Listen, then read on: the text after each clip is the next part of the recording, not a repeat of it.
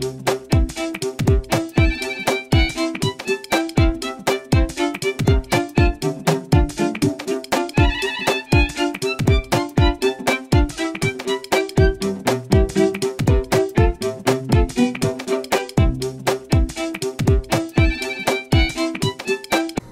you all for participating.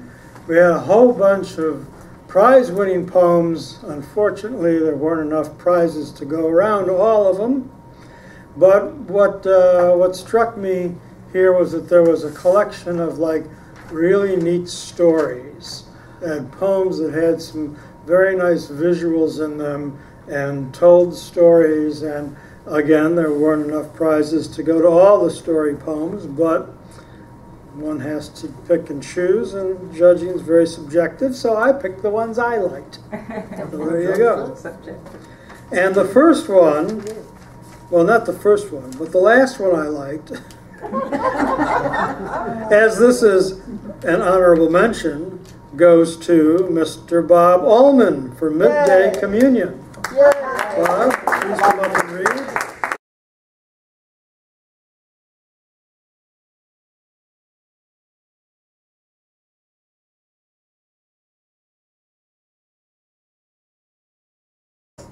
Midday Communion, and this is free verse.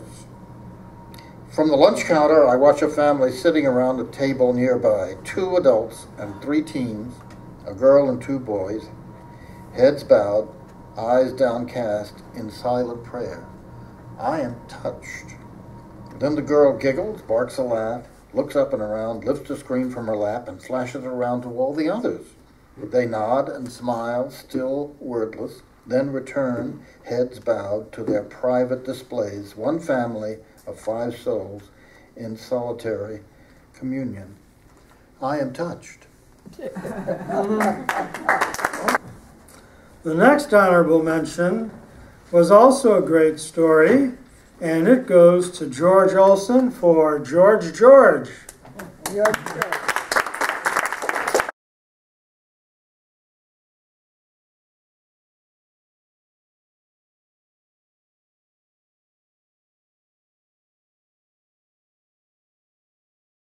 George Olson, free verse. It's called George. George. Time for the morning break. Coffee's all around. An AM recharge. The expected line. Keeping the orders in mind. My chance comes. I share my charge. 3 talls I call. Living the Starbucks life. A black decaf. A hot caramel macchiato. Whipped cream. An Americano, extra shot. Got it. Smiles and asks my name. Being of an age trained at the DMV, I suppress the last and go with the first. George, I say, thankful that I remembered. Waiting, I get lost in the offerings. Blueberry scones, ristretto shots, pound cake. George, George, the call brings me back. I hear it, but it's all wrong. Soft, knowing, hushed. A friend behind me calling out my name, someone I know well, asking for my time. George, there it is again, calm.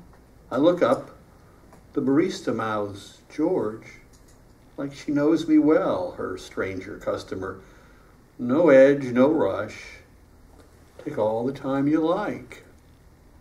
Room for cream in that Americano?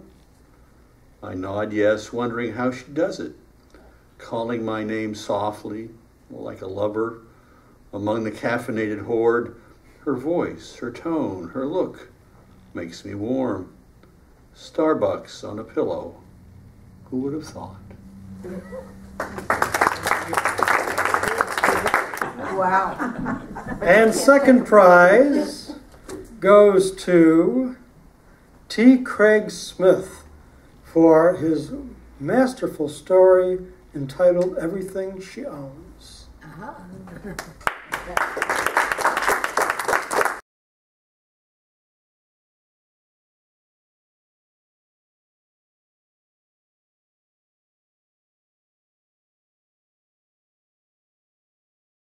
T. Craig Smith, free verse, Everything She Owns. They can be seen almost anywhere, such lonely people, so alone in their thoughts, walking to nowhere, no place to call home. So very hard to watch, not as fortunate as you and I. Everything she owns in 3 brown paper bags, all the remains of a former life. Dragging them along, barely clearing ground, she once lived far, far away, but got lost somewhere along the way. Another day dawns like all the rest, the weather just won't break. She wanders through the sleet, through the rain, clutching those bags, always the same. As the rain became snow, she was last seen in the park, spending the night on a bench in the still of dark. And there the following day, not moving, but showing a frozen smile. The bags open, and in her hands, the family photos from a very long time ago.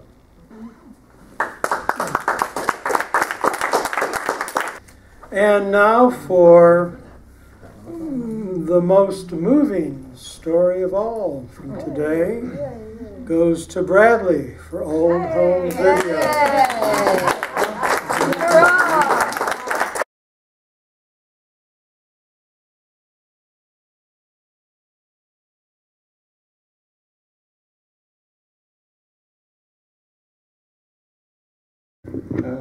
Old Home Videos by Brad Samore, free verse. Watching my 2-year-old self, I cry to see what I once was, utterly dependent and happily ignorant. No responsibilities to complicate simple beauty.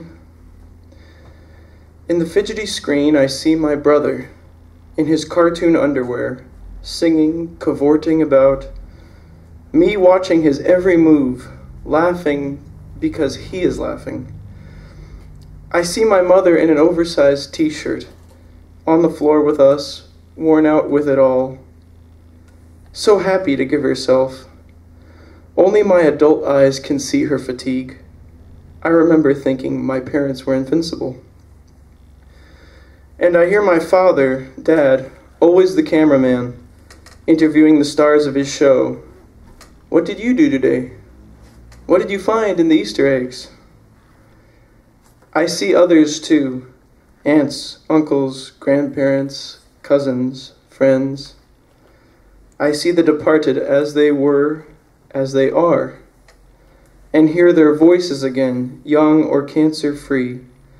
The love we felt like an unfed beast rattles the cage, shreds my composure, and breaks the levees, flooding my eyes. I need something to hold, something to grip, and my eyelids clamp down, wringing the tears and the tension away, squeezing the people who still live inside my eyes that filmed it all. I stare at time, only to blink first, losing the contest.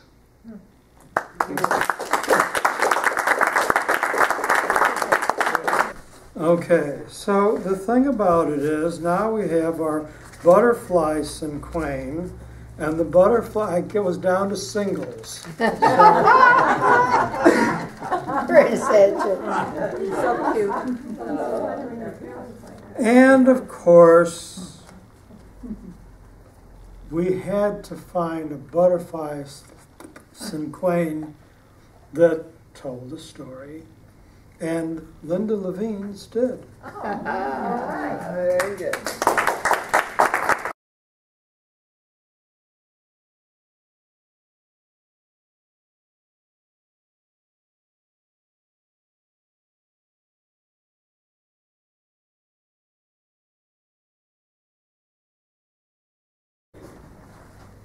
Linda Levine, The Butterfly Cinquain is entitled In Concert. Touch me, feel my rhythm, its slow beat matches yours, in perfect concert with each breath we take. Your fingers sing my melody. What beautiful music our bodies make. Play me.